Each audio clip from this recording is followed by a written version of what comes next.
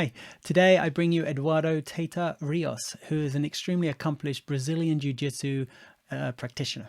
He's also a coach of grappling and MMA, a surfer, a philosopher, and a loving dad. Like me, he lives here in Norway with the love of his life and his family, so I was lucky enough to sit with him in person in the new training center that Frontline Academy have in Oslo here in Oslo. We get into his life with Ju Jitsu, and he gives some great insights into the sport, as well as providing insights into being humbled and the humbling nature of martial arts.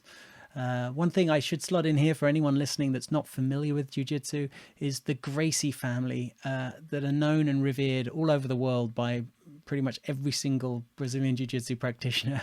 They are a family that are incredible ambassadors and influencers towards the sport and continue to be. And as you'll see, Eduardo is closely connected to them through his coach and mentor, Ricardo Liborio. So I hope you enjoy the conversation. Before I set you off on it, I just wanted to take a second to thank each and every one of you that encourages me or gives me feedback about the conversations I'm having. I know that I'm inconsistent, and that is a disastrous move if you want to build a big audience. I have got a back catalogue for those of you who are new to this, and I encourage you to check them out. I loved having those conversations, and so I hope you enjoy them too. I'm working on ways to be more consistent, but I'm also trying to be kind to myself here. It's been a difficult few months, to be honest. I've been injured for quite a long time and not able to train properly in anything athletic, which drives me crazy. It drives me out the wall and negatively affects me in a lot of aspects of life. So I'm being positive, and I am still upbeat, and I really appreciate the support and really appreciate the fact that you sit and engage with the conversations. I loved having them, and I do enjoy sharing them too. So with all that said, no further ado, I give you Eduardo Teta Rios. Hi, you're listening to Wimbledon, hosted by me, Nick Ray.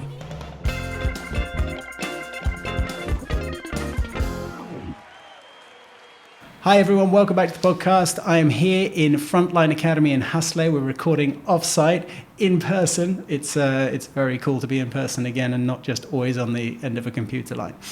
Eduardo, I'm going to pass it over to you. Can I call you Teta? Yeah, definitely. Cool? Yeah, it no seems problem. to be what everyone calls you here. It's a bit of a local legend. If I pass it over to you, can you just introduce yourself a little bit? Tell us a bit about your journey, how you ended up where you are now today.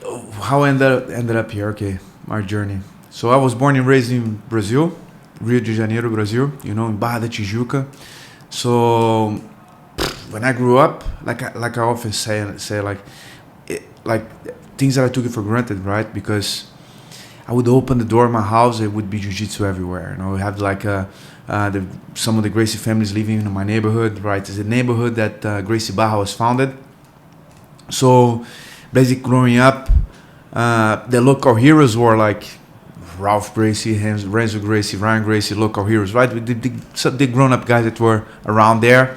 And my grandfather was a huge fan of the Helio Gracie, Mr. Helio Gracie, all these Gracie guys that were like, because he comes from that same timeline where the Gracie family was very famous and they had a lot of business. My grandfather had a couple of jiu-jitsu classes, but he could never train properly because he was working a lot, right? And he had some business together with some Gracies and so on and so forth. So he used to look up to the Gracies a lot, they are brave men, they take care of the healthy people. And that's what I remember since I was a kid. My grandfather speaking very highly about the Gracies, and that was that time that karate was kind of popular, and have to see what the Gracie guys did with the karate people, and then he was watching them fights and things like that. So my uncle used to train BJJ, and that's basically it was my first contact. And my first contact with martial arts, of course, as a kid, I tried different things. I started with judo, and then capoeira, and then a little bit of karate, some taekwondo and boxing, kickboxing, but I was very young. And jiu-jitsu was something part of it. I started as a kid, and going to summer courses or whatever, and a lot of my friends were training jiu-jitsu, and the guys that I was looking up to, because I grew up also surfing, so all the guys surfing there, they're also training jiu-jitsu and black belts, so it was jiu-jitsu everywhere. I would be with my friends, and we would be grappling a little bit, and there was this thing what I do jiu-jitsu, what you do? I do taekwondo. Okay, let's try. Come on, let's give it a try. Just the kids playing as kids. That's how it was. And I know a lot of people that actually changed the martial arts just to train jiu-jitsu, we were like yellow belts. It is like thinking back, we were just yellow belts and things like that, playing like that. That was the game, basically. But jiu-jitsu didn't get that serious as it is before I met Ricardo Liborio, my instructor, my teacher that brought me to the black belt, right? So I trained with a lot of people back in Rio, a lot of people, like, especially in my neighborhood, that had like a gyms and like I trained a little bit at Gracie Family. We did some first kids training there. Trained with Pitoco, one guy that's there to this day. I was there in Brazil, visiting Brazil this Easter, and actually trained one of the first guys that taught me jiu-jitsu, Pitoco. Oh, that's crazy. Tochla Jordan, he's taking care of Gordo's Academy there in Rio. He has a beautiful academy there. So I still go back there and train the people that, taught my first steps in jiu-jitsu. So it got really serious when I met Liborio, and just long story short, that was a guy that really inspired me to do better, to believe in myself a little bit more, and it is what it is today basically because of me. To this day, I'm proud to say that everything that I do here, everything that I do in my jiu-jitsu journey, most of the things, everything that I do is to honor and to represent him. And if that's a person that I would like to live forever, and like that, as I said, I was just talking to unfortunately, there's a friend of mine in Sweden that's quite sick, and one thing that I told him is the same thing that I talk about my teacher, right? Because you had this old saying that say that people die 2 times: the day that you stop breathing, and the day that people say your name the last time. So I'm gonna make sure that these people that special people that I met in my life, they're gonna make sure that people are gonna be saying their name for a long time, to this day, to a long time now, to generations if it's possible. Right. Legacy, right? Yeah. so that's what I'm looking for. When you look at martial arts, it is really an art that is constantly developing. You're constantly learning, and even when you see the top guys here and girls doing their thing, they're still learning and they're still developing, because everything has a motion and a reaction. There's always a way of escaping or of putting in an attack and that constant learning, I think, is why it's an art form. I don't know if you agree on that. I do. I agree 100%. I find that really interesting, because it's very different from a lot of other sports. Because a lot of other sports, it's like you sort of reach the pinnacle, and yes, you can train to that pinnacle, but you've pretty much not got, your skills begin to degrade over time then as you age. But with jiu-jitsu, it just seems, and maybe other martial arts as well, it's like you can constantly evolve in different ways, and you can evolve with your body, and as you age, you can still learn. Definitely.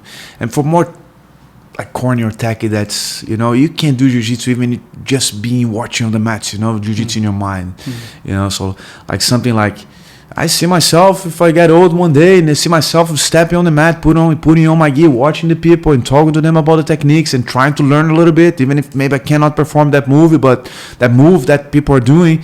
And like when everything started after COVID, and I was starting to go to seminars again, and even during COVID, I had a couple of talking to a couple of podcasters, and people ask, like, people get depressed and they get sad because they using jiu-jitsu. And what you think about it? And I say, like, I thought about it, and I think, like, to be honest, people don't miss jiu-jitsu, because in the end of the day, everybody's doing some kind of jiu-jitsu. Everybody have a group of friends that are training. So what you miss is this community that we build here, right? To be on the mat and have everybody together, and we learning together, we're struggling together, right? And you have that group that have a same goal in the day, to have fun, to learn, to develop themselves, and have someone leading the group, and so on and so forth. So if you finish sad, I try to see my point of view. If you finish sad or depressed, jiu-jitsu is not a problem. No. Jiu-jitsu shouldn't be a problem. Jiu-jitsu should be the solution for everything, right? Jiu-jitsu is what made me ready to go through these 2 years or whatever it took for, things to go back to normal. Yeah. Right. So jiu-jitsu, if there's a pandemic again, now we open doors, a pandemic again, we should be ready to go through that. Same way that you're ready to, again, escape from a choke or whatever. You're there, you're tired, and you're learning something. There's no way out, and you have to hang in there, and you have to learn. And if you tap, you get up again, and you keep going. Yeah. And these these like corny things that are actually true. Well, I don't think it's corny at all. Personally, I think, you know, I have actually talked quite a bit about mental health as well alongside kind of winning, because a lot of people, I mean, my theme of the podcast is win building, and this is trying to be something better for yourself helps you be mentally more healthy. Definitely. And that development, that pushing yourself outside your comfort zone is, as far as I'm concerned, is like key to pushing your mind to being healthy. You've got to work on it. It's got to be something that you can't just sit still and it happens. It's got to be something you work at and challenge yourself with. And I think everyone I've seen, and exactly like you've just said, it's like, you know, you see people here in the you know, in the training mat, pushing themselves and being uncomfortable. And I think it's fascinating, you know, because it's, we sort of, I come here, I joke with my wife, I come here to hug grown men for, you know, like an hour and a half. It's not really hugging, but the fact that we're doing something together, having, you know, it is quite a learning moment together, and it is special, you know. And I think every interaction you have, it's not like you're building some amazing bond with everyone you spar with or anything, but you're building a part of something that's bigger than yourself. You're building in this community, and you're playing a part in that community whilst you also benefit from it yourself. That's it. And I still feel the same way to this day. Yeah. Every time that I'm on the mat. That's beautiful. I still feel the same way to this day, right? And talk about winning, but if you never taste any defeat, the winning doesn't taste the same way, right? And we're born losing. We are born losing. We are born because we lose. You die. The clock is ticking already. The day that you're born, that you're born, right? You need to get used to it. You lose every day. Every day, small loss. Every day, the car doesn't work. It does a flat tire. You miss a train. What you gonna do? You're gonna stress about it, or you're gonna, you know, move forward. These small things. That's small things that makes you get used to it, right? And you can do the adjustments, and you're gonna meet something. It doesn't matter how many adjustments you make on the mats. No matter how many adjustments you make, that's gonna be that day everybody's gonna lose on the mat. Everybody, doesn't matter. You can be the top of the world, and if you're getting ready for a tournament, you put yourself in these uncomfortable situations outside of a comfort zone, or whatever you call, right? And you're gonna be losing. That's what matters, the day there that you perform. And let's say that we fight as a tournament, right? And if there's 100 people in my brackets, on my weight class, let's say that, right? The rules that everybody's gonna lose. Only one. The winner is the exception. Only one. Can you understand me? Everybody will ever want to be the winner. Want to be the winner is being the winner is the same thing. Yeah. And then through this journey of competing and all of these, and like, you know, I started to notice that the winner and the loser, they're in the same position that day. What matters is what you do next. The loser too. If you just feel sorry for yourself, you don't work on it, you don't get going, you know. So I started to understand, if I win or if I lose, I'm on the same position. Yeah. Right? You understand this? It's part of the game. You have to keep going. Read this quote. I forgot. I think it was a French lady, if I'm not wrong. I forgot her name. But she says that if you live long enough, you're going to see that every victory is going to turn to a defeat. Maybe because I was never like maybe if I was very, very like a kind of competitor that would sacrifice everything for the win. But I don't think I ever been that kind of competitor that would sacrifice everything, right? I wouldn't sacrifice. I've sacrificed a little bit on my body in a way, but not as much as most of the people that I know. They're competing like, and I think that's one of the things that I've been competing for so long in a way that I never sacrificed that much. You do some sacrifice, but you know what I mean? To get to that crazy, like that guy that performs crazy for 1 or 2 seasons and then he's done. Yeah. You know, I never wanted to be that guy.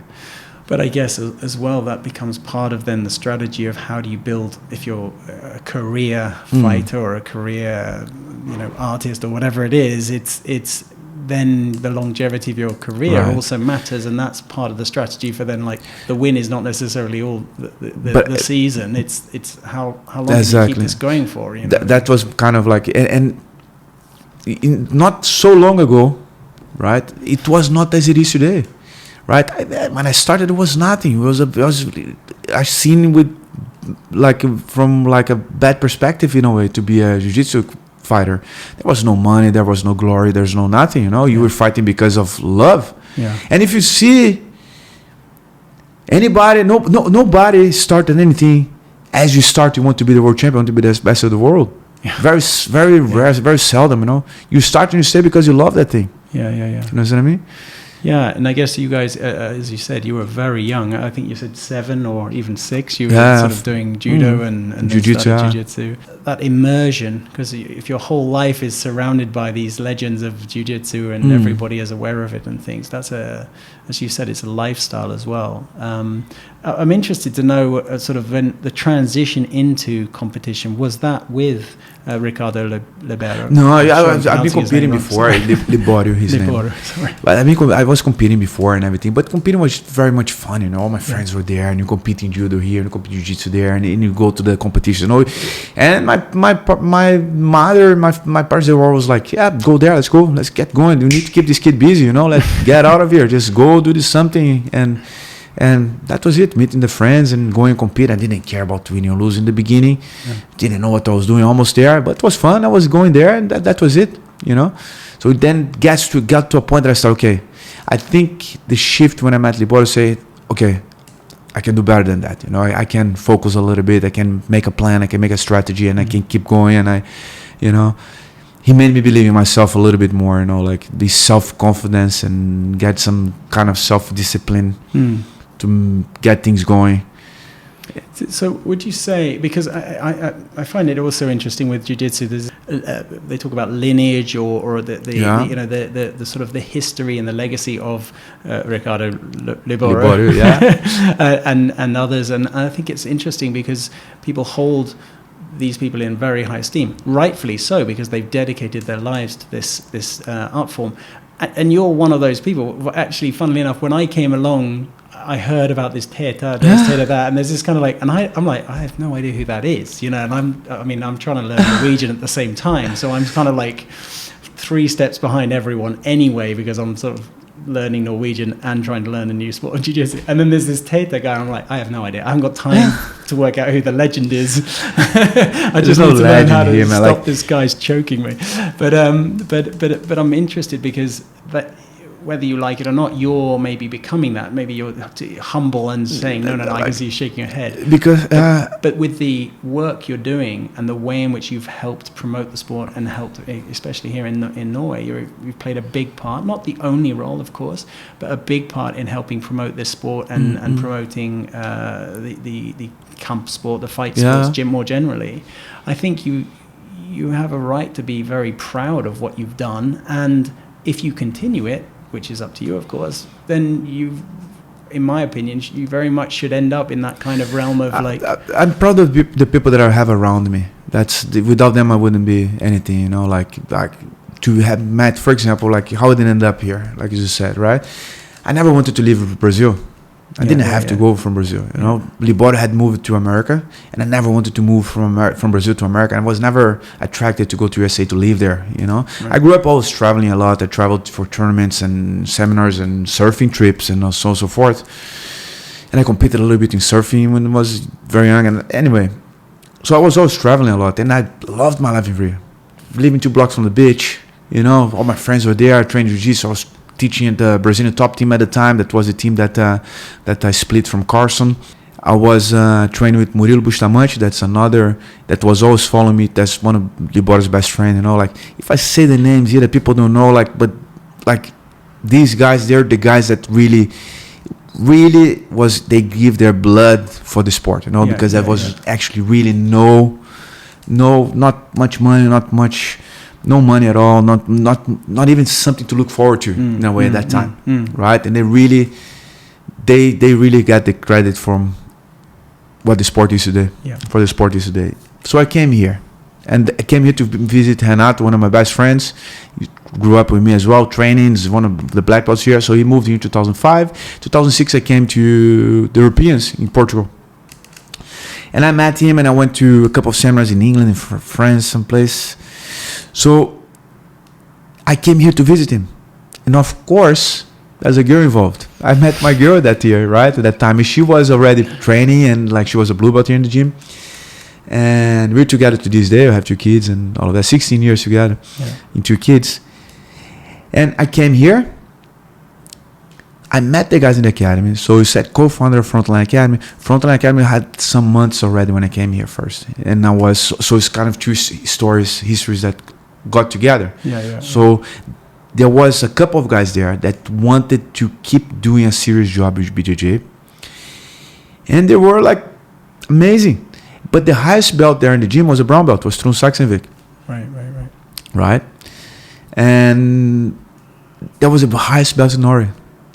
So Trond, I promoted Trond to the black belt after some time working with him, and he's the first Norwegian black belt. So he's under me, he's under Frontline Academy. And my girl, for example, she's the first Scandinavian female black belt. You know? Awesome. And like I said, tell to these guys here, like she was a world champion in 2005. She was there back in Brazil. They are competing, and I came here, I saw her fighting the guys division because there was not enough girls to compete with. You know, so these people, they are the guys, people that carry the name. If it wasn't for these people, I haven't met these people. What would be the point? So I came here, and then I supposed to be here for 2 months. I stayed here for almost 3 or something. For 2 weeks, I was here for almost 3 months or something like that. I don't even remember. So, of course, I got to know my girl. I got to know Trond, Morten, Nick. Training with them every day. You know, a lot of things happen. But basically, the process is that we became friends first. They became my students. And then they offered me the partnership in the company, right, to work together. So we were kind of working together, but nothing very like formal in paper and things like that. You know, just after some time that you were already working together. So now then I came into the partnership of the company. Right. So if it wasn't for these guys to keep the jiu-jitsu alive at that time, right? If it wasn't for these guys to, you know, to open the doors for me and to help me being here, I think to be honest, I even tell this to my girl. If it was only my girl, I don't think I would have moved. And if it was only jiu-jitsu, I don't think I would have moved. Right? And it was something a place that I grew up and listening to people saying that you have to spread the word of jiu-jitsu, you have to spread this, you have to make it bigger, and everybody needs to know what it is about, and so on and so forth. So maybe it was a chance. That's what caught me a little bit more. You know, there was a chance to do something, to add something. Of course, I could help my teacher Liborio there, but he had a lot of good guys around him already. You know, in a way. I would love to help him in everything I do. I love to bring him here. I love to help him as much as I can. But I felt that maybe it was something to find my way to spread even his word in a way, you know, his lineage, his legacy, to keep spreading it. So I felt that it was a place that I could actually add something, that I could actually help everybody. I could help them to build up something in a way. And I think you have. I mean, that's what I meant. I didn't mean you did it absolutely not. Yeah, I understand what you mean. You had a great. But through the lineage, you understand that you know, like there is I'm the high. So basically, if you see the lineage, everybody in Frontline Academy, they are under me. So if the lineage, and everybody that's under me is under Liborio. And everybody that's under Liborio is under Carlson. So that's the lineage that you follow, right? So if you go to, and basically all the Frontline Academies are black belts direct under me. So it's Arjen and Christian in Örebro, Vivian in Bergen, Jason in Voss, Andre in Poland. So they're all my black belts. Nick in Drammen, right? So they're all my black belts. They're direct black belts under me. So nobody bought a Frontline Academy franchising. You know, people want, but we try to keep it as long as we can. We're gonna try to keep it like this, you know. So in every gym, in every room, I walk inside and I can understand that that's the lineage. So I want people to understand that one day that Liborio walks inside there, I want them to feel like this is the guy. That's where their jiu-jitsu came from as well. You know what I mean? I mean, I think that's very clear as well when you in the Meyerstuen, which is the other one. There's lots of lovely pictures there. Obviously, when he visited at some point, which is great. And I definitely understand that. But I think part of the lineage and part of the pride, this journey, like you keep saying, it's a journey, the jiu-jitsu, and it's interesting because you're in this journey, which is a very unusual, unique journey, right? I mean, you've moved from Brazil and Rio to Norway. I mean, I've been in Rio de Janeiro. Right. I loved it. It's very different from Oslo. But that's what caught me. You know, that's what caught me. The difference that caught me, I think. I think that's what made me interested about this place. To move to a place that's like Rio, but it's not Rio. For example, I miss Brazil more in the summer than in the winter. Because the summer kind of reminds me of it, but it's not summer like I used to have summer back home. We go to the beach, but you don't go to the beach like the beach that I had down there, you know. Yeah. When it's winter, it's cold, it's snow, it's a different world. You Yeah. have to enjoy it, you have to embrace it, you have to be part of it, you know. You have to learn everything. This learning process as well, Yeah. right? I have to learn how to deal with the snow, how to deal with the cold, how to dress, how to walk, how to behave in every aspect of the daily life. Well, you and I have a lot in common there because we both have Norwegian wives. Yeah, right. I'm not sure if you're married, but Norwegian women, and we both have 2 kids around the same age Yeah. as well. So we have to learn all of the little things that go alongside that in Norway. A lot of cultural. I think there's a lot of cultural trips I could be falling over if I wasn't careful. So Yeah. Also, dressing your kid in winter turns out is a big deal because you can kill them if you're not careful. It's pretty obvious when you walk outside, but it's not obvious when you're sitting warm inside. That's definitely. I feel you, man. That's it.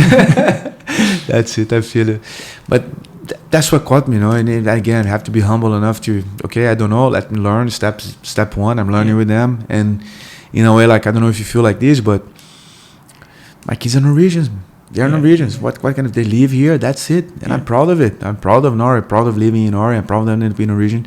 The connection they have with Brazil is basically me, my friends, and my family, right? But they don't live there. They're not gonna leave the traditions that we have there, that I had there, in a way, you know. It's too far away, it's too different, too, like, they learn the language, they learn in Portuguese, and I try to bring them there as often as I can, but they're Norwegians, and I love it. That's it.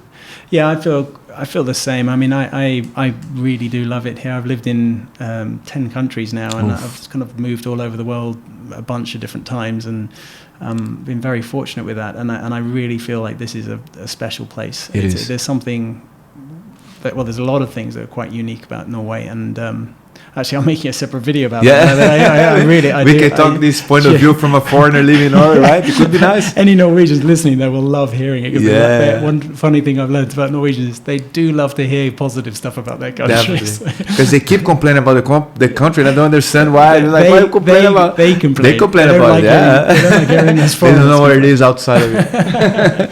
No, but so I wanted to kind of push you on something with humble against hungry. So I feel like a lot of the way in which this sport and fight sports generally play out, there's this real humble nature you have to learn to. I mean, when you go training in a gym like here, one of the surprises a lot of people, I'm sure, get, and I kind of was old enough to work out that I wasn't going to need to be macho and like intimidated so much, because I am happy to say I'm clueless now. I'm old enough and ugly enough to say I'm clueless.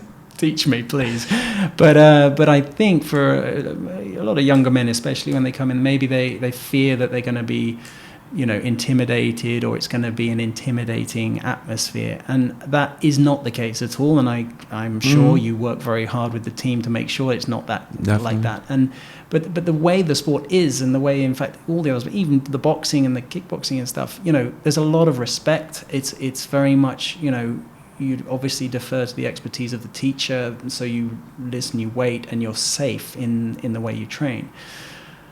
And so that humbleness that comes around that, and obviously the intense training that goes into someone. You've got Jack Hermansson over your shoulder here, and I know you spend a lot of time with that. I'd like to sort of ask you about him as well. But like all of the high level competitors who go in and beat the shit out of each other in octagons and stuff, and they're like really like intensely violent sports sometimes.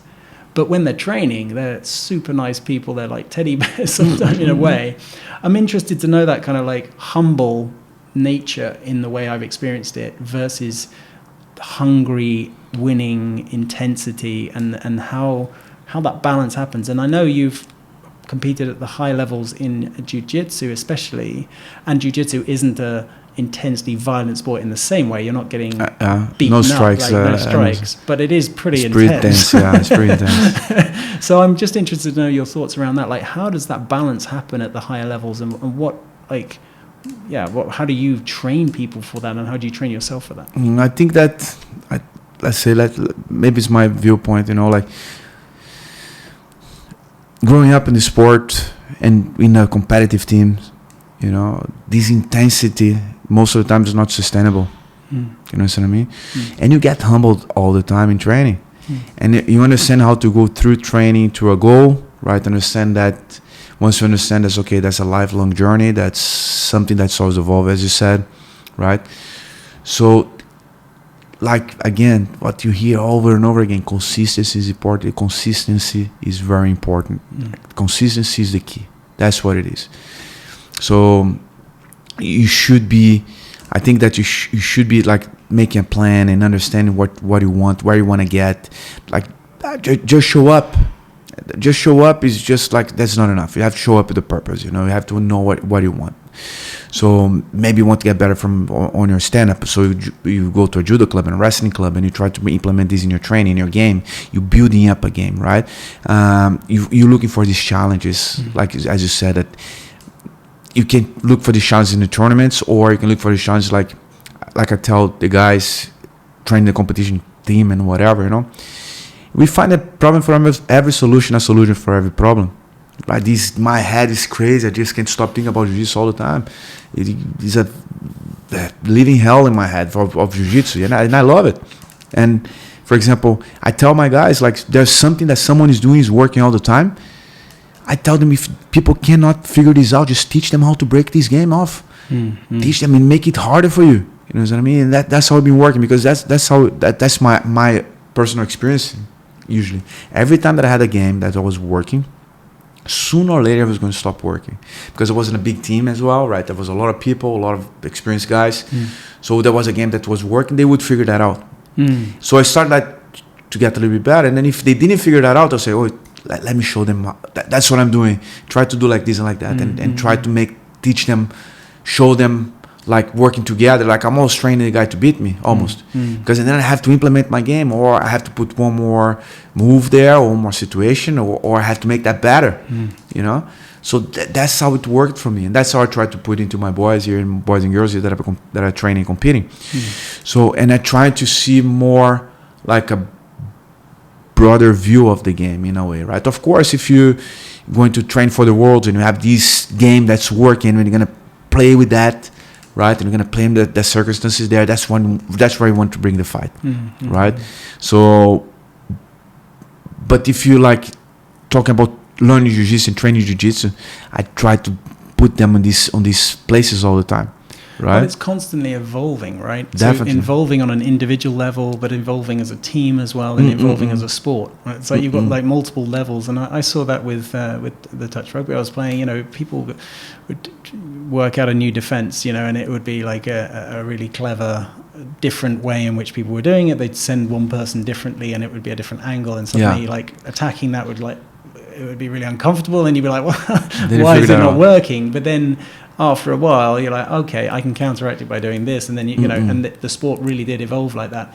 And I found that interesting, because a lot of the time, the best teams would train secretly their new way of doing something, but wouldn't do it until the grand final of the competition, because then it was like, now's the time we're going to bust out the new thing that we've learned, because the best team we're playing against doesn't know this yet. They haven't seen us do it through the competition and stuff. But then once it's out in the open, then the next season or the next competition, it used to be more like this before. Like, you used to have that technique that you're just gonna put, and you want to pull it out, and you don't want anybody to see, and you want to do it quick, and like. But now people they figure out something new, just start to put it out there. Everybody has to know, which is fine, you know. It's just different times for jiu-jitsu, but it's good because it has to keep myself being doing this for so many years. It's so much easier to say now that I've been doing this for too long. I know. I don't know. I'm still working. As I said to everybody in the class, the day that you think that you figure this out is the beginning of the end. That's what it is. You have to keep working. You have to keep working, and you have to come back tomorrow. And one thing that I try to pass to the kids, because one thing that Liborio gave to me, he didn't only taught me jiu-jitsu, he taught me how to learn jiu-jitsu in a way. And that's what I'm trying to pass to most of the guys, in a way that to make them look for these situations. That I love to see them getting together and talk about techniques, and I just listen. I go there and I give some tips, and I listen. I'm working with them, you know. Guys to a point, I say, okay, we're gonna do this and this and that. Yes, sir. They act. That's what it is. You just give them the mission, and that's what they're gonna do.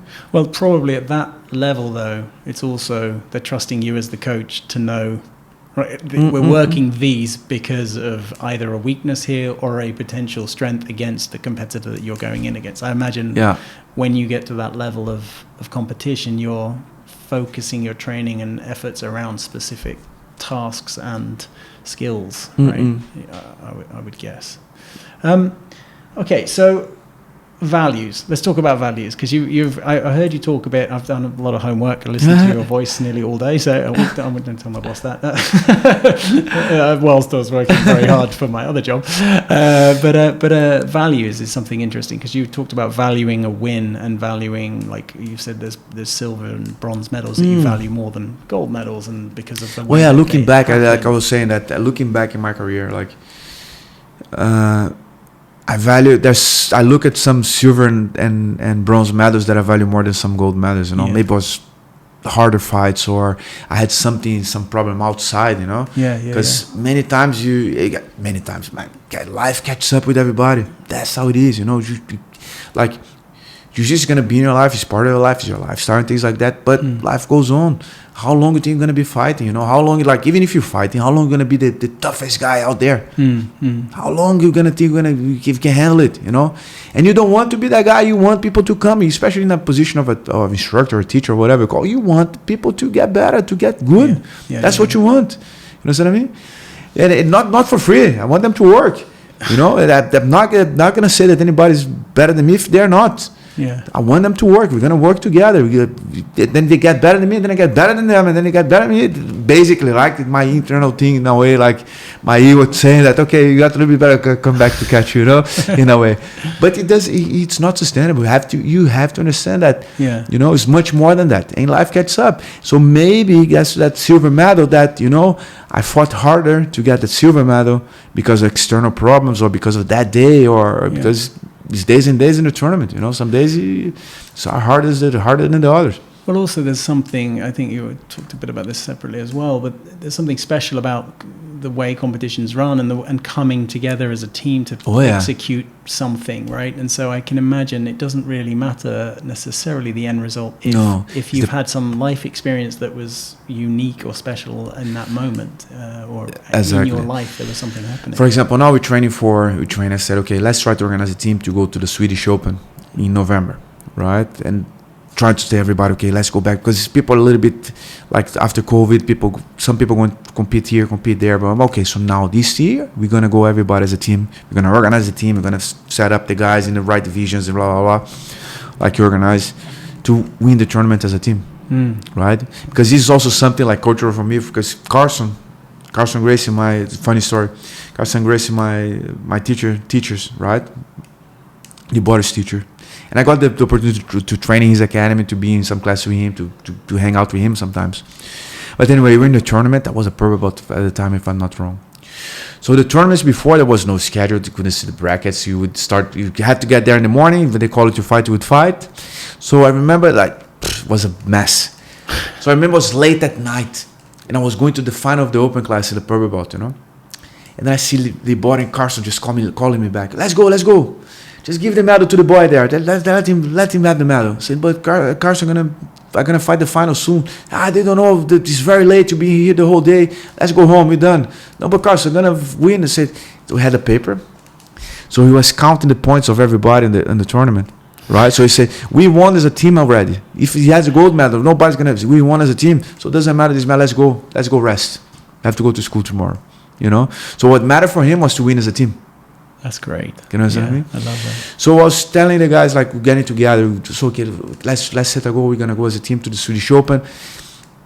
It's a fun tournament. It's just here, like a couple of hours driving. The guys organized, an awesome guy, Martin Janssen. It's a nice tournament. Everything's organized. Super nice. Super good experience. Let's go, everybody there. And what I told them, like, people see that people get a little bit nervous. Say, like, guys, I cannot promise you victory. I cannot promise you success. I promise you work. I can't promise you success, right? We don't know what our opponents are doing. We don't know how they're going to get there, how they're preparing. So we know what we can do. You know that you can sleep better. You know that you can eat better. You know that you can train a little bit better. You know that you can avoid everything that can stop your consistency, which can be like a night party. Maybe you know that you're sacrificing maybe a couple of days of good training, or like a poor diet, or an injury or something. So just to get something going as a group in a way, right? And then looking for this goal of the Swedish Open. And after Swedish Open, it comes Europeans. So everybody's on this rhythm already, So you keep getting back with these as a team, as you said. That's exciting. I think, well, I mean, as far as I understand it, Frontline already has a pretty good reputation across Europe. Yeah, we win that tournament every year. We win that tournament. I think you lost the cup last year, last tournament they had. I think you lost because we didn't have as many people there. But let's try to get it back this year. Yeah, and of course, people are getting better around there. Everything's getting better. And like that's what it is. If we get better, they get better. So you need to get better, right? The competition, I love it. Just bring it on. I love it. Let's work it. That's it. I totally understand that. I think I share that competitive nature. Right, you don't want to be the cat, the lion among the cats, right? I like to win as well. I mean, I like to apply myself and have something resemble success at least. I've definitely had that my whole life, I reckon. Yeah, so right. I totally understand. But for me, guys, to a point, that's not only about the win, as we talked about before. It's that process that gets you there, right? Yeah, exactly. And you're looking for that. You're chasing that. If you don't win now, you're gonna go for the win the next time. You're gonna go back to the win tomorrow. Through the losses, you're gonna get to the win. It's also what you define as the win. I mean, obviously, in a competition sense, on an individual basis, it's submitting the other person in jiu-jitsu. I mean, it's quite straightforward. Like you are getting enough points to win. Like showing the control and the dominance. It's quite obvious whether you've won or lost in that moment. But then obviously setting personal goals, and like you've just said about the training can be a part of the win. Like did I manage to be consistent? Did I manage to maintain a schedule of healthy living and not getting injured, etc., etc. So all of those things can be considered wins as well. And I think where I'm at now in my life, and I don't know how you feel because we're similar ages. Yeah. You're a bit younger, but I'm going to bracket you in the similar age group. That's good. There's things where life has changed now, and I don't have the same priorities I used to have. So now, for me, sort of personal development is definitely a different meaning than it was before. I don't know if you feel like, I guess we talked very briefly about lives in life beforehand, and I wanted to kind of put that concept to you. Like, I feel like I've lived a lot of lives in my life in various different formats, and now we're both dads. And someone racing the bike outside is probably going to come through on the podcast. But being dads and like that's a very new life. It is. There's like a new stage in life which is magical. But talk to me about your lives in your life, and if you think about sometimes I think about it, as you said, maybe because we come from a different country, a different background, and grew up many years in a different culture, and coming here and seeing how different it is, but one thing that I wanted from the beginning to you is to bring a little bit what I'm bringing from my culture into this academy, is to bring a little bit of Rio into Norway, into the mats, So we put music and we joke and we throw shit at each other all the time, in a healthy way, right? So we can be, as you said, try to strangle each other and things like that, and you can throw shit at each other, talk a lot of shit to each other in a nice way, and we're gonna hug and we're gonna break a laugh, and at the same time you're gonna keep each other accountable, and you're gonna know that I'm talking this through love. Like I tell guys, everything that I do here on the mat, right or wrong, you've got to make sure that it comes from a place of love. That's what it is, because that's what it is for me too, from my teacher. You know what I mean? Doesn't matter. So that's what you're looking for. And once you start to think about what you lived before you came here, because I basically, for example, I was already a black belt for some years, for 5 years, 6 years almost. Before I came here, I was competing. I had my titles or my reputation in Rio, in Brazil, surfing and training and teaching the big team and all my friends there. And so then you come back here, almost have to start from zero. And also I had my life that I lived, and living this jiu-jitsu culture on the mat with the older guys or whatever, right? You hear the stories that came from before, so you almost live their stories a little bit, for example, you have to defend the mat, someone's come inside you have to fight them because they want to. There's a lot of funny stories about these things, that you have to defend it and you have to get it done, and but actually like thinking back was a lot of like things that maybe I've seen or that I've heard a lot, you know, but I didn't actually live that much in a way. So it feels like you live, like, you know what I mean? So, and I think it's natural. Everybody's gonna go through this. Imagine if you go through this to life in this one freaking straight line, you know. You need to go to the 5 phases of life, and especially becoming a father or parent, like, you know, like for me, once you become a father, everything makes sense. The wrong things that you did, the right things that you did, you know. People are gonna become a father. Are you happy? I'm happy. I'm sad. I'm nervous. I'm scared. I'm brave. I'm everything. You know, you don't know what's going on. And it is a trip. It's a journey. It's a trip. It's like just like you learn on the mat. You know, like it's so much. The good that feels, the bad that feels so bad makes the good that feels so good. And the good that feels so good makes the bad feel so bad. Everything's so potentialized, you know. So if I'm here talking to you, if I'm here teaching on the mats, if I'm traveling for seminars, you know, I need to make it worth it because I'm away from my kids and my family, you know. And when I'm with my family, my kids, I'm there with them. You know what I mean? That's what I try to do.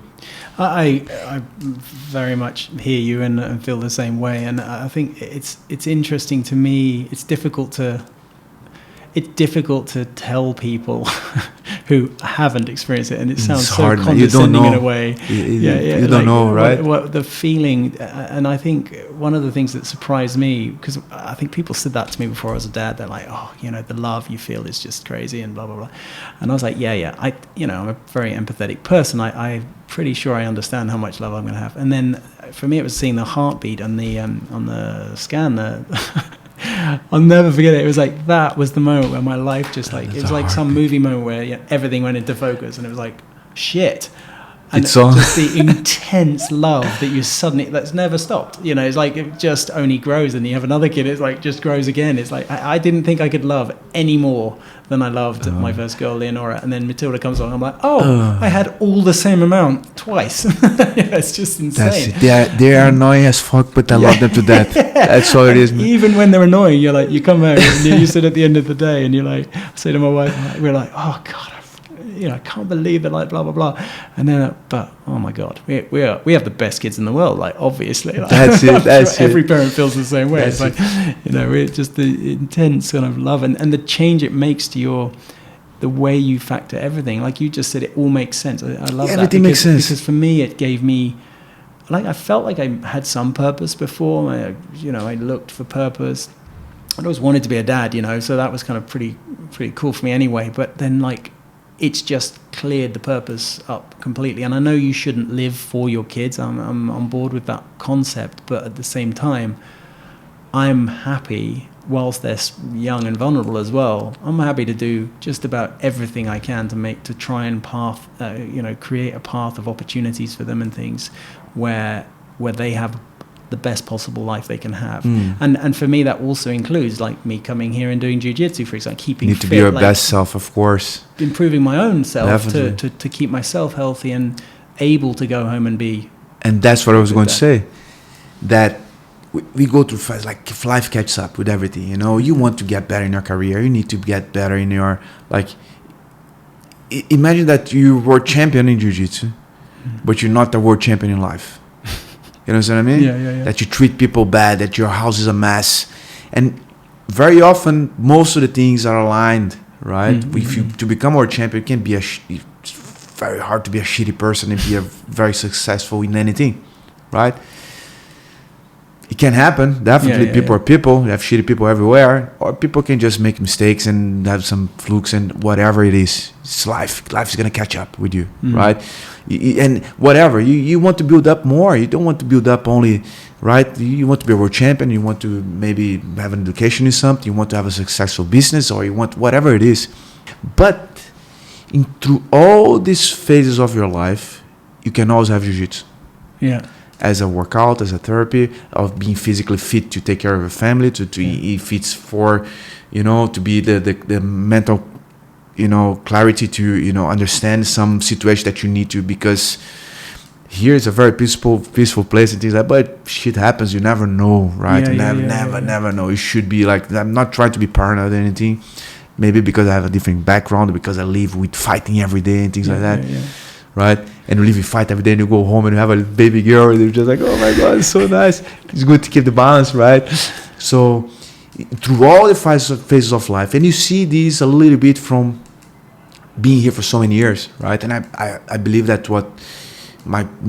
probably that's what Liborio sees on me a little bit. See this phase coming up, but you still have jiu-jitsu. And I was just telling the guys, like, one of my goals is to have a place that we're gonna have some good quality jiu-jitsu, a good healthy environment. You know, even if I'm not here one day, or if I'm away, or if I'm not here for any reason, right? That people can always come back here. You see people going back and forth, but very often people come back to training.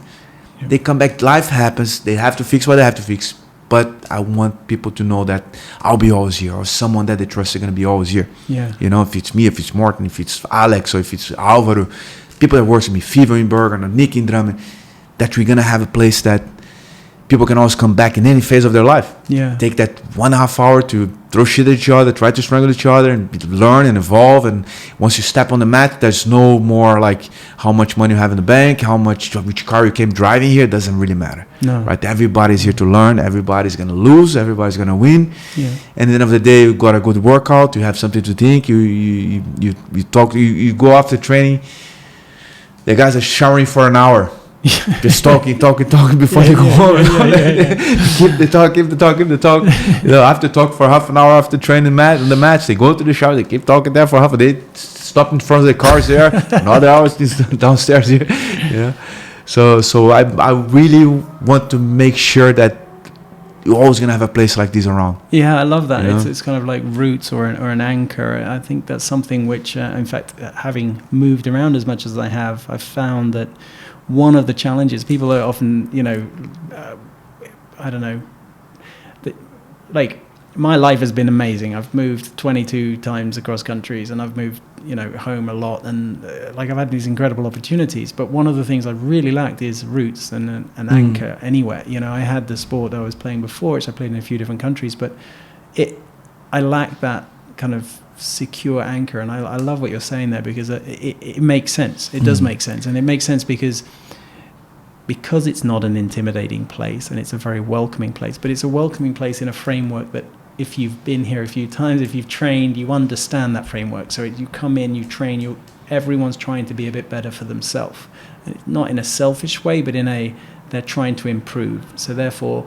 by being you always partner up with someone, so you're helping that person. Definitely. And they're helping you. You're sharing something that it's pretty special. I love it.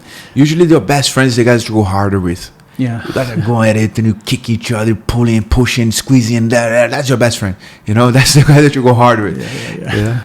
One thing I was going to mention as well is because the parallel with kids and the way in which jiu-jitsu can help there is the unpredictability. The unpredictability of kids is also what like the things that will just throw up in the air. And you alluded to that a little bit in the sort of the world generally, like what could happen next, and what where we are, and COVID came around the corner and blindsided everybody, but anything can happen. And I think the resilience that you build through constantly learning and evolving, like, I think that's constant evolution is something which is a very important part of the journey of jiu-jitsu, that that it's very incremental, and there's loads of books on it, like Atomic Habits and stuff, like these little habits you build that contribute to the overall thing. But jiu-jitsu is a very sort of obvious form of that, because every lesson you have, so Roy is always there. That's the thing, and that's how it should be in everything, right? It's so easy to fall back, and if you fall back into this spirit, you're just gonna stop evolving. You're just gonna suck, and you're gonna be embracing this suck until you go through this, and that's how you're gonna go through everything in life. That's the thing. I love the embrace the suck. You have to embrace it. You have to like we say this. We always say that sometimes with the hammer, sometimes with the nail, right? And when you're the nail hanging there, it's just gonna make you stronger and make you harder there. And once you're the hammer, just make sure to hit hard. I wanted to ask, have you got a sort of, back to values a little bit, but more in terms of the life values, and have you got a motto or something that you live by, or some life values, or some sort of principles that guide your everyday? Like, and I sort of asked that, and it's a very personal question. So if you don't want to answer, that's absolutely fine. Just have to think about so much in a way, right? Because I think to try to find this consistency and try to keep going through, like all the like embracing the suck, for example, you know, that like through all whatever, if you say in competition, achievements in competition, or achievements in the business or whatever, you know, been through a lot of crap before that, before you get there, right? So understand this is part of the process. I think that's what in relationships, in whatever it is, you have to go to some crap. Well, some people say, like sometimes, like some people say, I mean, yeah, right, I'm 16 years with my girl, like she's beautiful, we have 2 healthy kids, and like she's a black belt, I'm a black belt. People look, oh my God, so nice. It's hard as hell, but you make it through, right?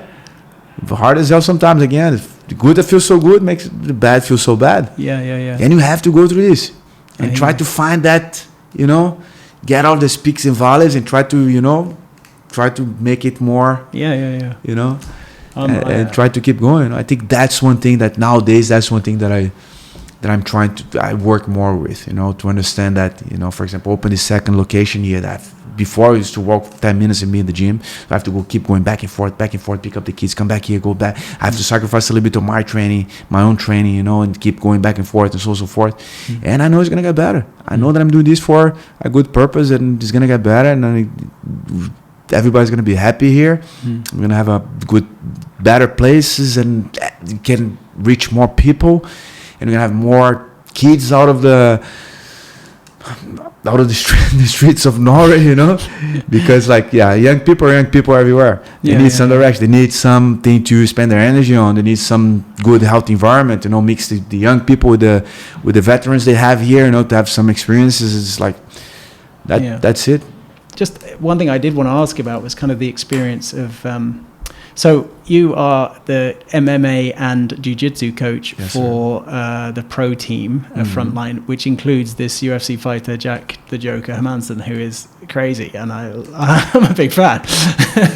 So I was just interested because you are standing there on the mat in the octagon when he's won, and he's sort of giving you props and things, and I'm like, that must be the strangest experience. Like, that must be a super cool experience, but also extremely strange because you've come from the jiu-jitsu background, but then UFC obviously has become an enormous sort of sport and right. But jiu-jitsu was always because one way to promote jiu-jitsu all the times was going to these kind of fights, right? That's how jiu-jitsu, after Royce fought there, right? So he showed his jiu-jitsu to the world, how jiu-jitsu is effective, basically to work. So everybody knows jiu-jitsu now. And coming from Gracie Academy, it was a school of fighters. Everybody's fighting Vale Tudo. A lot of people are fighting Vale Tudo. My jiu-jitsu that I grew up learning was a lot of like Vale Tudo oriented as well, self-defense oriented. Vale Tudo is like everything goes in a way. Okay. It's a Brazilian word. Okay. That became Vale Tudo, and there was no holds barred, right? They call, and then became MMA afterwards. Mixed martial arts. Okay. So Vale Tudo is like everything goes. They would make a rule like, okay, no fish hooks, no poking the eyes, or no biting, whatever, you know. It's very much so. I always, especially see in the beginners class, I always try to relate at least a little bit into self-defense, all the techniques, right, in the beginning, to understand where it's coming from. So from a fight perspective, that's what would happen. So if there's no strikes here, that's how we're going to work. So I try to put a lot of self-defense in the game, how to defend, because that's a big part of jiu-jitsu, to defend yourself, to know how to, you know, walk back home, basically. Even if it's like, if you make jiu-jitsu stepping back and say, okay, that's jiu-jitsu, man. If you step back and say, okay, man, just move on, I move on, sorry, that's jiu-jitsu as well. You understand what I mean? So, and then Pride came. And then when Brazilian top team was there, was all the Pride fighters were there. And then we had this fight with Chute Box. It was another big team in Brazil. So I can say a lot of names, but most of the Brazilian fighters that were fighting Pride, they were training in the same room that I was teaching, jiu-jitsu. And I was training with them. You know, I was sparring with them. I was grappling with them. And most of the guys, I was training with them since they trained with the gi. They were training jiu-jitsu. They were doing jiu-jitsu competitions, you know. So I was always, and Murilo Bustamante was one of the guy that was taking care of me since together with Liborio, and I give too little credit for him. He's also a legend. He was a UFC champion, first middleweight UFC champion, right. you know, the Brazilian. So he was involved in UFC and Pride and all of that. Minotauro Nogueira, Zé Mauro Sperry, Paulo Filho, Ricardo Arona. I keep naming people here that was going there, right? Murilo Bustamante. Anyway, so I was always involved in this kind of fight as well, right? And then we involved in MMA, and then we come a guy like Jack, right? That is, I consider him, like, I'm also a fan of him, like as a friend and as a teacher. That's the student that every teacher want to have, right? But you talk about Jack Emerson, you see him there now.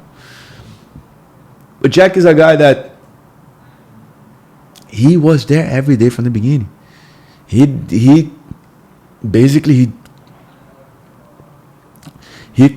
almost couldn't grapple, let's say this, right? Compared to what he does, of course, he's been working. But he's the guy that learned, and he did his homework, and he comes back and he unlocked that door inside of himself, and he does his homework, he does his research, and he studies, and he trains, and we work together. You know, it's not only me, he has a big part of it as well. Yeah. And also Moçon Bahari that works with me, that guy's a mastermind of MMA, right? If it wasn't for him either, we wouldn't have this success. No. So me working with Moçon and Jack and all the guys in the team, Kenneth Berg, MMA, Martin Hamlet, and all the other guys that are there, like the lightweight guys, and like that are training there every day.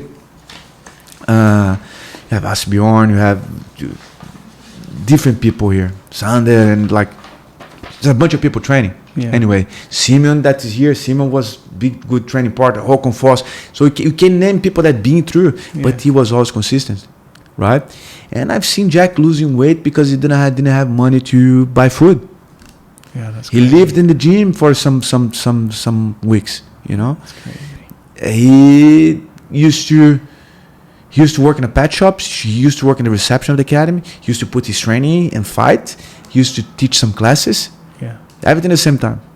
I don't think he let go his job in the pet shop before he signed with the UFC. So he was a cage warrior champion. He was fighting, blah, blah, blah, blah. And he was working the pet shop. He was working the receptions. He was teaching some classes and so forth until he could actually get some condition to just train. Yeah. Right? So people don't see everything that he's been through.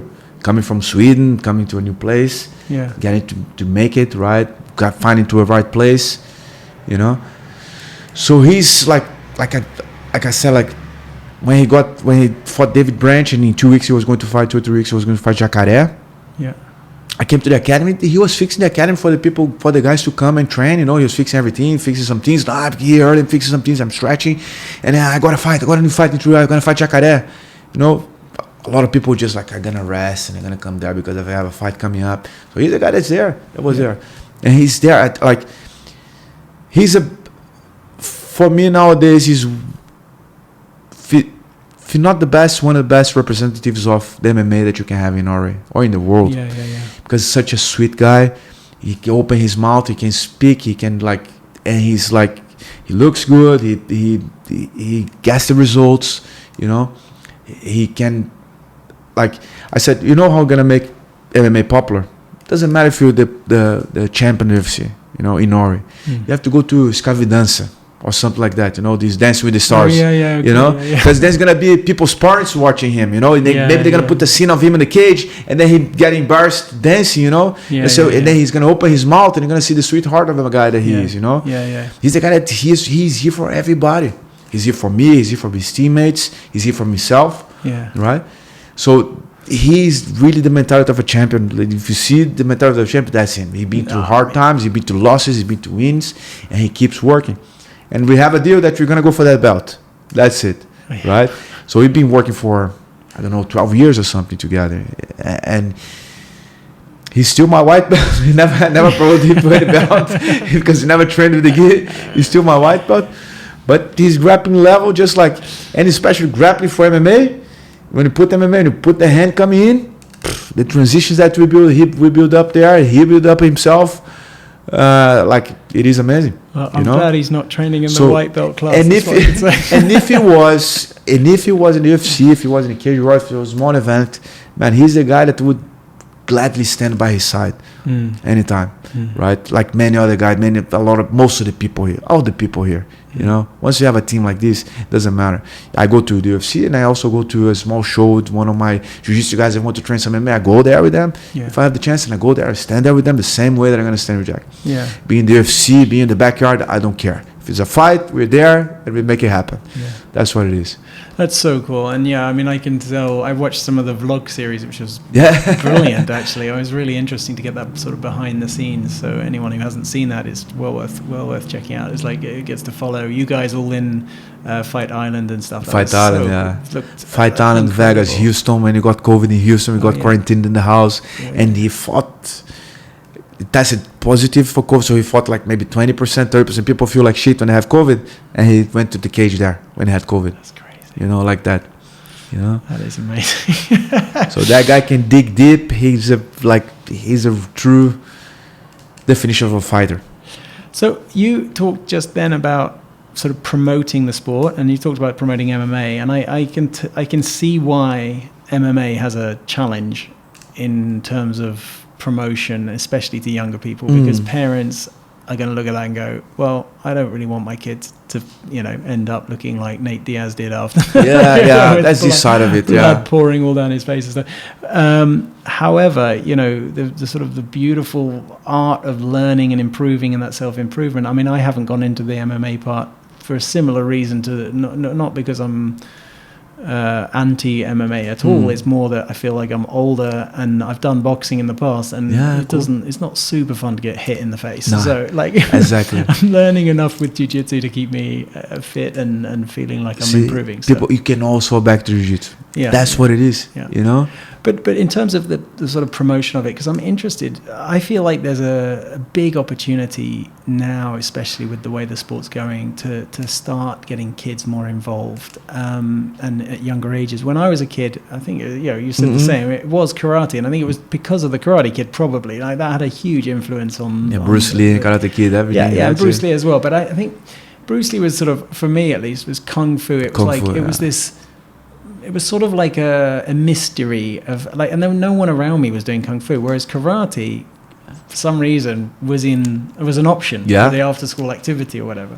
So I was wondering, like, what work do you think needs to be done, and how, what opportunities are there to help encourage parents to think about getting their kids involved in this? Because for me, my two girls, for sure, are going to end up doing jiu-jitsu, for sure. Like, and maybe not right now. One of them's a bit too young, I think, just at the moment. But at some point, they're going to be trying to learn how to use a scooter. The spark is that's the priority right now. But I really want them to learn, because for me, the body confidence that they will get, especially, I don't want to be sexist or anything, but especially for girls to learn just to get that confidence to defend themselves and things. I think it's so important.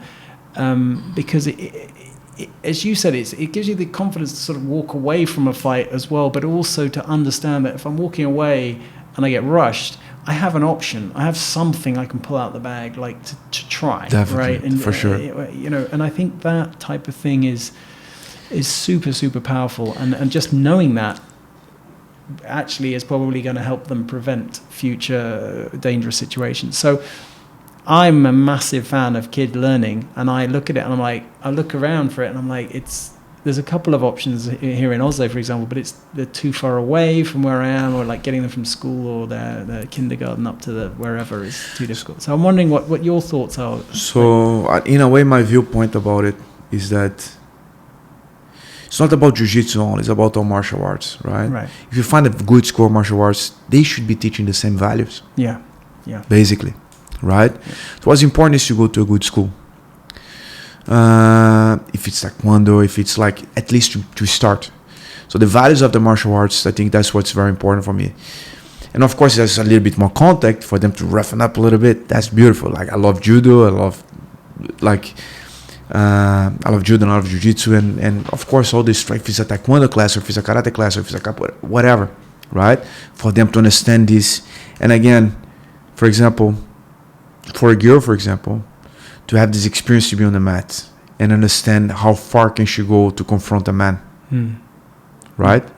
Doesn't matter. My girl, she's a black belt, world champion and things like that.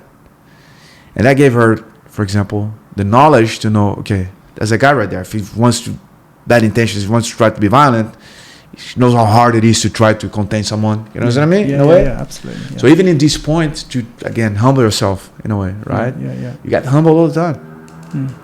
So what's happening now, I think it took like all this time, for example, all these times that I've been here, 16 years that I've been here, you know, to do this work. So now basically I've been training some kids of people that have been training with me before. That's cool. Right? And then the words start to go. So I have my kids from my daughter trains since she was 3 years old. She was always on the mat with me because, Well, that's no surprise. Right? So my daughter trains since somewhat destined, unfortunately. Since she was like 2-3 years old, she's been training. And for her, it's normal. 2 times a week, she takes her gear from school and we go to training. That's fine. And she plays and things like that. That's okay. And then, for example, now, some was the word in the kindergarten, so some of the kids start from the kindergarten, and then some of the kids from school start to work. So I think it's more the word spreading now, because now the kids of people that used to train, and like this mouth to mouth, because I think that if you don't know jiu-jitsu, man, like when you look at that, you know what I mean? Yeah. You see 2 people grab each other, you know, like, and you ground. don't really understand what it is. Yeah. And for example, but once you try it, you love it. Yeah. That's one of my goals, that everybody's coming to the door, right? They don't really know what jiu-jitsu. Maybe they have an idea, but they never tried in a way. But they tried a little bit, so you have to understand, right? Yeah. So I want to make you love that on that first class at least, you know? At least to have a different impression that boring. Okay, that if you watch a jiu-jitsu match, you're like, okay, what's going on, you know? Judo, you know that someone goes down. Wrestling, you know someone goes down. One is on top, the other one's on bottom, right? And you think the guy on bottom is losing, jiu-jitsu, suddenly the guy on bottom is submitting the guy on top. Yeah. Oh, what happened? You know? And the guy on bottom wins. What is that? The guy on top loses. What's going on? The guy is like, you know what I mean? So people you need to bring this understanding to the people in a way. So I feel like, again, it's going to take some time. It's going to take some time for people to understand MMA, right? But MMA kind of like gets a little bit more attention, right? Yeah. So a lot of people walk in here to train MMA and end up falling back to the striking program or the grappling program in the gym. That's interesting. Because if you say, no, I want to try MMA, but if you if you don't have any backgrounds in martial arts, you know, don't get me wrong, we have a very good MMA program here with Simeon, very good. Like, and we had to work on it. I've seen Nowadays we have but much more before. It was like, I want to train MMA. So if you have like 1.5 hour to warm up, learn how to strike, how to grapple, how to wrestle, you know, how to know the rules, the cage, all the elements, you know. So you end up like not learning anything very well. And I think that there are people who are taking it really seriously. I met one I'm going to call him a kid. I think he's 19, 20. So to me, he's a kid. Very nice guy. And I think he's called Navid. He came in. I was in one of his first jiu-jitsu classes in Milestone. But then like the next week I came back and he'd been, I think, every single day, like 2 lessons a day or something. I'm like, oh, to have the time, first of all, to do that. But also he does the MMA classes, I think, here as well, or at least definitely. Nice. Once you catch the bug, man, you he's get in there all the time though, and he's like, he's got high aspirations. We trained again. We met. This was like 6 months, 7 months later. We met again. We trained, and he's much smaller than me, so I kind of have that weight advantage, but. He still crushed me. Nice. So it was like, oh, great. 19, 20-year-old guy. But I mean, at the end of the day, is how much you know, how much you learn. You know, that's how it is. You have to learn. That's what I said. Oh, what should I do? Okay, lift weights is going to help, right? Eating better is going to help and things like that. But learn. Yeah. Everything has to work together. No, I love it. I love the getting squashed, because every now and then I manage to get out and surprise someone by getting out, or I escape, or you know, like, or even sometimes submit now, and it's like, that's really cool for me. So in a way, that's part of like in the beginner's course that you have now. Everybody kind of getting up, kind of getting the evolution together in a way, right? Yeah. But guess what point? And then you jump into a class that's a different levels. You know, I think that part of the process is that first you start to get your ass kicked, and then you start to handle yourself a little bit and defend yourself. Sometimes you defend yourself and then you have one attack or one escape. You start defend yourself, escape, and put one attack. And then suddenly it's like you start to go back and forth, right? So this is kind of part of the process to go through the learning curve there. That's part of it. I had a great moment the other day, actually. I have to tell you this. It's so the poor guy, I didn't realize it was his first week. I didn't realize that. And so we were going up against each other. And not that I'm super experienced, but I was like, I now do have ways to attack. So I just was like crushing him, and I was like, what, why is this happening? And then he said to me, it's like, this is my third day or something. I'm like, oh, well. See, because you know more than him. Yeah. But like I said, like, when people come for me, because I'm like, I still consider myself complete novice, but it was a nice moment to be like, oh, I've got something. That's it. But that's how it is. That's how it is. For example, even to these days, it's different to, like I even tell this to my black belts and everything, you know, it's different for you to grapple with someone that knows to grapple and to grapple with someone that doesn't know how to grapple. So many different tweaks and moves and reactions that you need to get used to. So I say, from time to time, get a white belt. You know, let them try. So you have to work a little bit different, and then you teach them, and you start to bring them to the game, and you try to beat them with more or less what they know. You know more or less what the white belts are learning, right? So you're not gonna point anything fancy that, you know, catch them in their mistakes, give them some tips, and try to work some basic techniques on them so they see how it works. Yeah. You know? And I see that because as well, a lot of the people come back to train the basics. So you got, you know, definitely higher belts. I love the basics. At the end of the day, when the shit's going down, what's going to save your ass is the fundamentals. Yeah. Well done. Yeah. That's what it is. Okay. I think we should wrap up now. I wanted to give you a chance to sort of promote anything you wanted to promote, to put out a message that you want to put out. I mean, you've got a lot of things going on, but like, what if it's not promotion, then advice to younger people coming into this sport, or to your kids in the future if they ever listen to their dad on podcasts. I don't know about advices or what would it be, you know, like maybe you should just give it a try and try to understand a little bit. And again, my advice would be to try to find a good school, a good place that you feel comfortable with. If you don't feel comfortable here, find a place that you feel comfortable. Understand that's a lot of bad places and bad people and in every area, right? So as long as you're comfortable in a good place and you think that it's a good fit for you, right? Doesn't matter what people say to go here or there, that's better, right? Because I trust what I do here. I know the product that I have in a way. And if you don't feel comfortable here, if you don't feel home, if you don't feel that's what it is for you, please let me know that I'm going to try to adjust and all of that. Not only for you, because might have more people feeling like that. But we're trying to improve it all the time, right? That's one of our goals here, to have a safe environment with good quality of training, good quality of techniques in Jiu-Jitsu and try to make people evolve not only in Jiu-Jitsu and try to use this as a mirror for life in a way. All these, as I said, corny or tacky things that we talk, these things that we can relate to life, right? Life's gonna catch you sometime. Like someone's gonna catch your neck sometimes. And someone's at some time they're gonna try to take something from you and you're gonna have to choke that guy out. That's what it is. You know? That's what it is. And I mean, give it a try. If it, like people say, Jiu-Jitsu is for everyone, no? Jiu-Jitsu is for everyone, but not everyone's for Jiu-Jitsu. Yeah, that's true. Maybe you're into something else.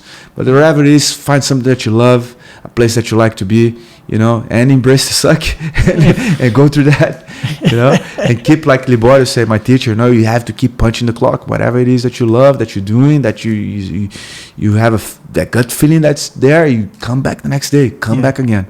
Through sun, shine, snow, come back again and make it happen, you know. And that's what he says today, like going back to, like, quickly going back, like how Liborio like inspired me and like made me believe in myself and things like that, because I got him in a point that he was still training a lot, competing and working and the passion for jiu-jitsu that he had, and I've seen him sacrificing so much in the name of jiu-jitsu, you know, like in the name of training and getting better, and like, and to be honest, what I've seen that guy doing on the mat, he was one of the best guys I've ever seen rolling on the mat.